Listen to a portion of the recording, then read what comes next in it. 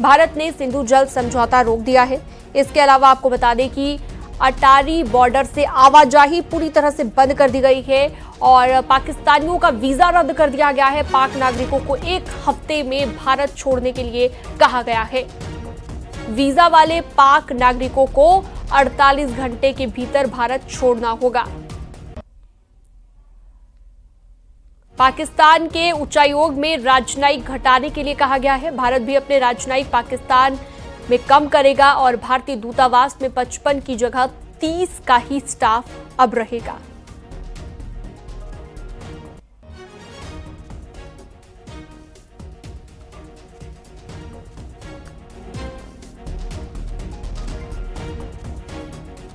तो 10 बड़ी बातें इस वक्त आपको हम बता रहे हैं। पाक नागरिक 1 हफ्ते में भारत छोड़े, वीजा वाले पाक नागरिक 48 घंटे के भीतर भारत छोड़ दे, ये फैसला लिया गया है। और उच्चायोग में राजनयिक घटाए जाने का भी फैसला भारत सरकार ने लिया है।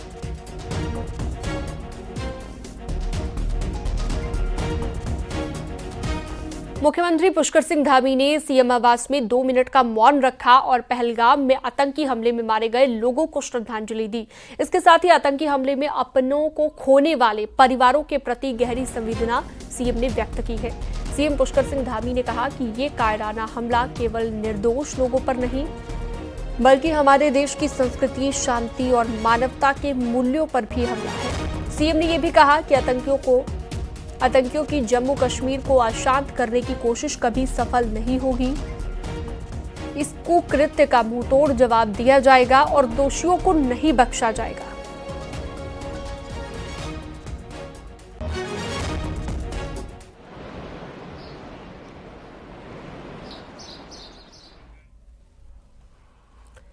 पहलगाम की घटना को लेकर सीएम धामी के साथ साथ पौड़ी की जनता ने 2 मिनट का मौन रखा और आतंकवादी हमले में मारे गए मृतकों को श्रद्धांजलि अर्पित की है। सीएम धामी ने कहा कि यह कायराना हमला था और आतंकियों को मुंहतोड़ जवाब दिया जाएगा। आतंकवादियों के मंसूबे कभी पूरे नहीं होंगे, ये भी कहा गया।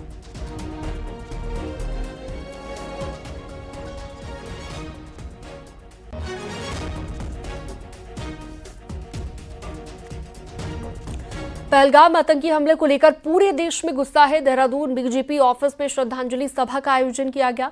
बीजेपी के प्रदेश अध्यक्ष महेंद्र भट्ट का कहना है कि सरकार इसका बदला जरूर लेगी और ये आतंकवादियों की कायराना हरकत है, ये भी कहा गया।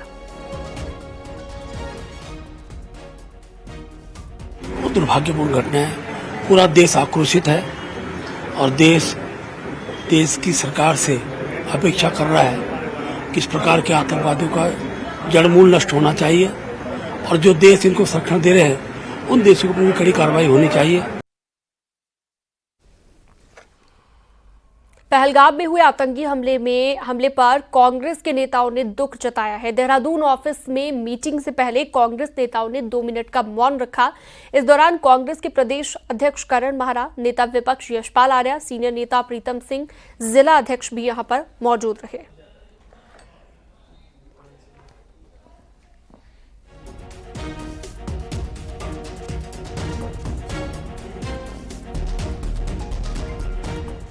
देहरादून में कश्मीर के पहलगाम में हुई आतंकी घटना का चारों तरफ विरोध किया जा रहा है। बुधवार शाम को सुराज सेवा दल ने गांधी पार्क से लेकर घंटा घर तक कैंडल मार्च निकाला है। इस दौरान आतंकवादी घटना की निंदा करने के साथ ही मृतकों को श्रद्धांजलि अर्पित की गई है। साथ ही केंद्र सरकार से मांग की गई है कि वो आतंक के खिलाफ कड़े कदम उठाए। हमने आज तक हर जगह देश के यशस्वी प्रधान पहलगाम आतंकी घटना के बाद उत्तराखंड में भी रेड अलर्ट जारी कर दिया गया है। प्रदेश के इंटरनेशनल बॉर्डर पर और इंटरस्टेट बॉर्डर पर पुलिस की चेकिंग लगातार जारी है। वहीं मामले में डीजीपी उत्तराखंड का यह कहना है कि जम्मू कश्मीर के भी कई छात्र प्रदेश के अलग अलग जिलों में पढ़ाई और रोजगार करते हैं, जिनसे कोऑर्डिनेशन रखा जा रहा है। साथ ही प्रदेश के खुफिया एजेंसी और एटीएस को भी अलर्ट पर रखा गया है। जितने भी हमारे अंतर्राज्यीय और अंतर जनपदीय जो बैरियर्स हैं उन पर एक सघन चेकिंग अभियान शुरू हो गया। हमारी सारी मोबाइल पेट्रोलिंग पार्टीज एक्टिव हो गई थी और लगातार एक एक घंटे में प्रत्येक जनपद से पुलिस हेडक्वार्टर्स के कंट्रोल रूम में सूचनाएं ली जा रही थी। इसके साथ ही जो सार्वजनिक स्थान है ऐसे जहां लोगों की आवाजाही बड़ी संख्या में रहती है, जो हाई फुटफॉल वाली जगह हैं, उन पर भी सतर्क निगरानी रखी जा रही है। पहलगाम घटना के विरोध में देहरादून में डीएम ऑफिस में मुस्लिम सेवा संगठन से जुड़े हुए लोगों ने प्रोटेस्ट किया और उनकी ये मांग है कि पहलगाम आतंकी घटना को अंजाम देने वालों को सरकार फांसी पर लटकाए। धर्म पूछकर गोली मारने घटना को अंजाम देना दिल को झकझोर देने वाली घटना है। जिस हमारी मांग है कि जो भी आतंकवादियों ने इस घटना को अंजाम दिया है उनका सर काट कर श्रीनगर के चौराहे पे लटका देना चाहिए। जब तक ऐसा नहीं होगा, जब तक ये लोग बाज नहीं आएंगे। इन्होंने ऐसी घटना को अंजाम दिया है कि हर एक इंसानियत का सर से झुक गया है। जो भी इंसानियत का कत्ल हुआ है। योग गुरु स्वामी रामदेव ने पहलगाम के आतंकी हमले की निंदा करते हुए सरकार से आतंकी कैंपों को नेस्तनाबूद करने की मांग की है। स्वामी रामदेव का कहना है कि भारत को भी अब इजराइल और अमेरिका की तरह जवाब देना चाहिए। हरिद्वार में योग गुरु स्वामी रामदेव ने कहा कि आजादी के बाद भारत में ये पहला हिंदुओं को टारगेट करने वाला हमला होने के साथ साथ भारत के आपस में मिलजुल कर रहने वाले हिंदू और मुसलमान को बांटने की साजिश भी है। जम्मू कश्मीर से लेकर के भारत के हर गांव गली मोहल्ले में हिंदू मुसलमान जो मिलजुल करके रहते हैं, उनके भीतर नफरत पैदा करना, देश में खून खराबा और गृह युद्ध जैसे करने के मंसूबे हैं। हाथ जोड़ करके एक प्रार्थना करनी है भारत सरकार से कि अब पीओके उसका विलय भारत में कर लेना चाहिए और जितने आतंकवादी वहां कैंप चल रहे हैं टारगेट करके उनको ध्वस्त करना चाहिए। आगे बढ़ते हैं और अब अगली खबर आपको बताते हैं, जहां पर विकासनगर में तेज रफ्तार बेकाबू कार ने 8 स्कूली बच्चों को रौंद दिया है। हादसा उस वक्त हुआ जब सेलाकुई राजकीय इंटर कॉलेज के बच्चे छुट्टी के बाद अपने घर पर जा रहे थे। तभी एक तेज रफ्तार ऑल्टो ने 8 बच्चों को जोरदार टक्कर मार दी, जिसमें 8 बच्चे घायल हो गए। हादसे में 3 बच्चों की हालत ज्यादा गंभीर है, जिन्हें हायर सेंटर रेफर किया गया। बताया जा रहा है कि कार का ड्राइवर नशे में गाड़ी चला रहा था। पुलिस ने आरोपी ड्राइवर को गिरफ्तार कर लिया है।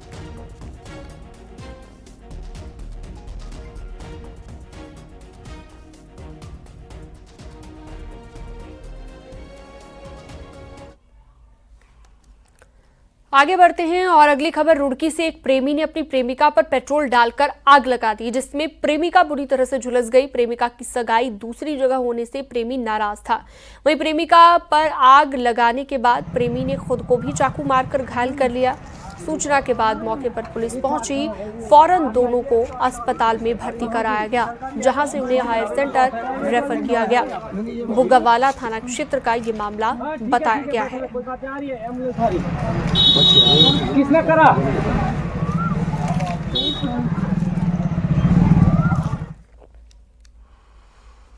नैनीताल में ट्रैफिक और कचरे की समस्या पर हाईकोर्ट सख्त। हाईकोर्ट ने सरकार को निर्देश दिया है कि एचएमटी रानीबाग में बड़ी पार्किंग बनाकर नैनीताल, भीमताल, सातताल, रामगढ़, मुक्तेश्वर के साथ कैंचीधाम के लिए शटल से ही पर्यटकों को भेजें। नैनीताल शहर में सड़कों पर गाड़ियों की पार्किंग पर रोक लगाई गई है और सभी गाड़ियों को हटाने के निर्देश दिए गए। इसके साथ ही शहर में कूड़ा निस्तारण के लिए नारायण नगर में कूड़ा सेंटर बनाने को कहा और डीएम और एसएसपी को निर्देश दिया गया कि अगर गांव के लोग कोई दिक्कतें करें तो उसके लिए पालिका कर्मचारियों को सुरक्षा प्रदान करें। आपको बता दें कि नैनीताल में ट्रैफिक और दूसरी सुविधाओं के विस्तार पर हाईकोर्ट सुनवाई कर रहा है, जिस पर कई मामलों की सुनवाई कोर्ट एक साथ कर रहा है। तो एचएमटी को गवर्नमेंट देखे कि वहां पे एक मल्टी स्टोरी ट्रांजिट टाइप का बन जाए, जिससे क्या होगा, जो ट्रैफिक बाहर से आ रहा है वो ट्रैफिक वहीं पे रोक दिया जाएगा और वहां से शटल सर्विसेज चलेंगी अच्छी क्वालिटी की, अच्छी क्वांटिटी की, जो टूरिस्ट को नैनीताल लेके आएंगे। उत्तराखंड के प्राइवेट अस्पताल अब मनमर्जी से इलाज करने के बाद जानकारी नहीं देने का बहाना नहीं बना पाएंगे और इसे लेकर सूचना आयोग की तरफ से बड़ा आदेश जारी हुआ। राज्य के सभी निजी अस्पतालों को भी आरटीआई के तहत मरीजों को जानकारी देनी होगी। ये रिपोर्ट देखिए।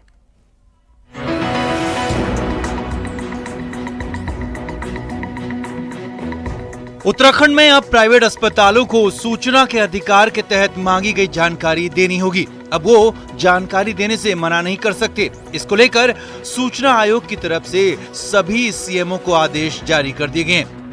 राज्य सूचना आयुक्त योगेश भट्ट ने सभी सीएमओ के आदेश जारी किए। दरअसल राज्य सूचना आयुक्त योगेश भट्ट ने ही देहरादून के वेलमेड अस्पताल से एक मरीज के इलाज को लेकर जानकारी मांगी थी, तो वेलमेड अस्पताल ने जानकारी देने से साफ मना कर दिया और कहा कि वो सूचना के अधिकार के तहत नहीं आते हैं क्योंकि वो प्राइवेट अस्पताल हैं। जिसके बाद योगेश भट्ट ने राज्य स्वास्थ्य प्राधिकरण के लोक सूचना अधिकारी को निजी अस्पतालों की सूचना प्रदान नहीं किए जाने पर नोटिस जारी किया था और यह आदेश जारी किया गया कि निजी अस्पतालों द्वारा सूचना अधिकार के तहत मरीजों को जानकारी देनी ही होगी और ये सुनिश्चित किया जाए क्योंकि प्राइवेट अस्पताल भी राज्य के नियमों के ही तहत चल रहे हैं। इस फैसले के बाद अब राज्य के प्राइवेट अस्पतालों में मरीजों के इलाज के साथ ही उनकी अन्य जानकारी को भी सूचना के अधिकार के तहत मांगा जा सकेगा और कोई भी अस्पताल इसे देने से इनकार नहीं कर पाएगा। सूचना आयुक्त योगेश भट्ट के इस फैसले के बाद माना जा रहा है कि प्राइवेट अस्पतालों की मनमानी पर कुछ हद तक लगाम जरूर लग सकेगी। Bureau report, news 18।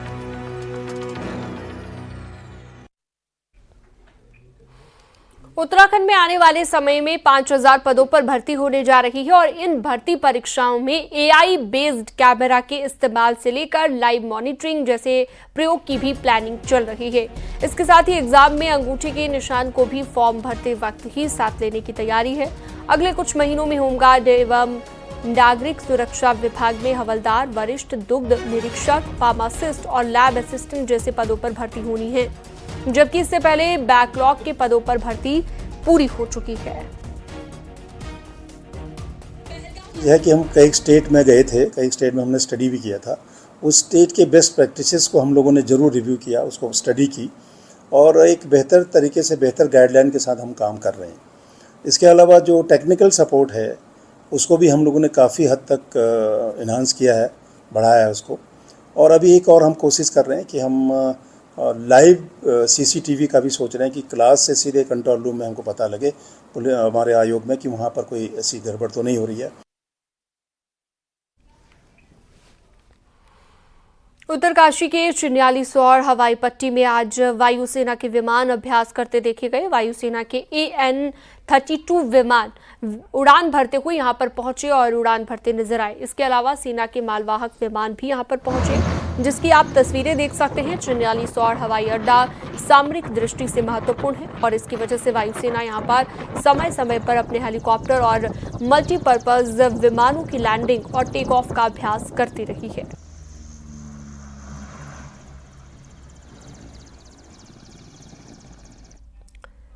देहरादून में विधानसभा भवन की स्थिति भविष्य में सरकार के लिए चिंता का सबब बन सकती है। मौजूदा बिल्डिंग की जगह को ही कम माना जाता है और अगर परिसीमन के बाद सीटें बढ़ती हैं तो मुश्किलें और बढ़ सकती हैं। ऐसे में एक बार फिर से रायपुर क्षेत्र में ही नई बिल्डिंग के लिए प्रपोजल तैयार हो रहा है और फ्रीज जोन को भी हटाया जा रहा है। ये तस्वीरें उत्तराखंड विधानसभा की है, जो कभी देहरादून का विकास भवन हुआ करता था। राज्य बनने के बाद यहीं से विधानसभा चलने लगी। 70 विधायकों के हिसाब से ये जगह आज भी नाकाफी तो है ही।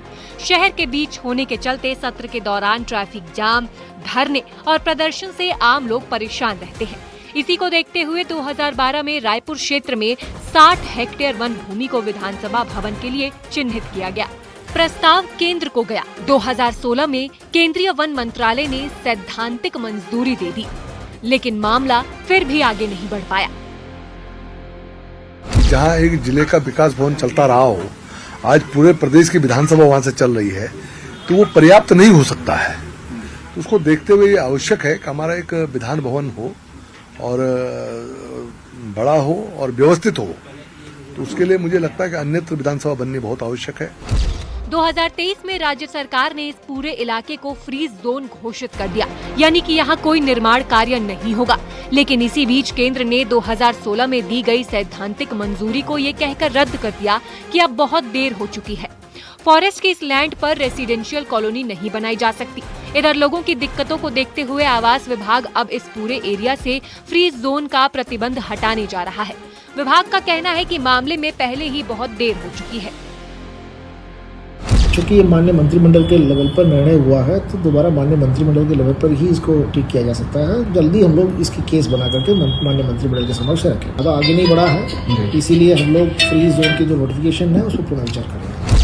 यानी 12 साल पहले जहां से चले थे वापस वहीं पर पहुंच गए। हालत ये है कि राज्य संपत्ति विभाग को दूसरी जगह इतनी बड़ी जमीन नहीं मिल पा रही है, लिहाजा उसने एक बार फिर से इसी जमीन का रिवाइज प्रपोजल फाइल किया है। लेकिन इसमें भी दावे आपत्तियां इतना लंबा प्रोसेस है कि गंभीरता से काम नहीं किया गया, तो 12 साल और इंतजार करना पड़ सकता है। देहरादून से न्यूज 18 के लिए सुनील नवप्रभात की रिपोर्ट। आपने कुछ दिन पहले एम्स ऋषिकेश से आई उस खबर के बारे में सुना होगा जिसमें गढ़वाल के दूर दराज के इलाके में ड्रोन के जरिए दवाएं भेजी गई थी। अब ऐसी खबर सामने आई है कुमाऊं से, जहां का इलाका भी अब ड्रोन वाली हेल्थ फैसिलिटी से जुड़ गया है।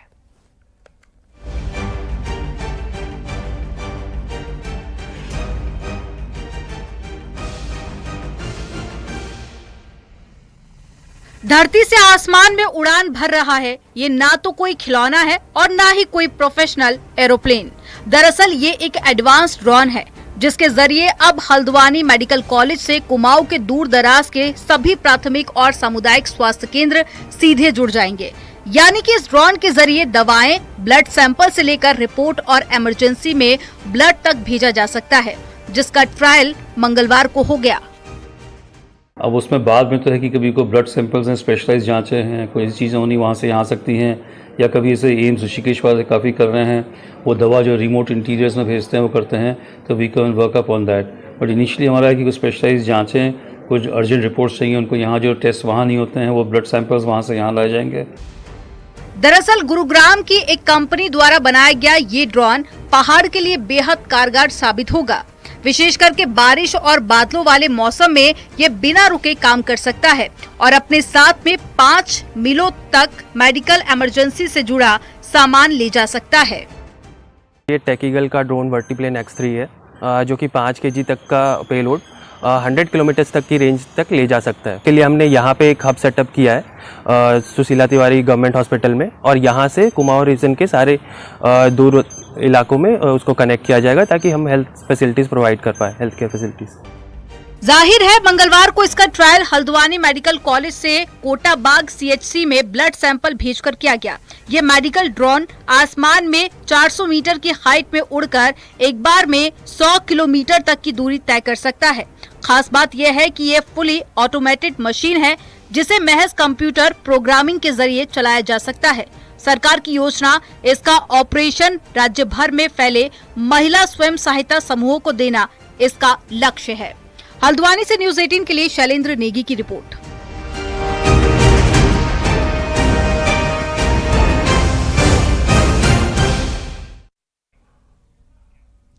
पूरे 5 साल के इंतजार के बाद आखिरकार कैलाश मानसरोवर यात्रा को हरी झंडी मिल गई है। इस बार पवित्र कैलाश और मानसरोवर के दर्शनों के लिए 5 दल जाएंगे। मानसरोवर यात्रा भारत चीन के तल्ख रिश्तों के कारण 2020 से बंद थी, लेकिन अब जब यात्रा बहाल होगी तो काफी कुछ सस्ता हुआ और काफी कुछ बदला हुआ नजर आएगा। एक रिपोर्ट भी आपको दिखाते हैं।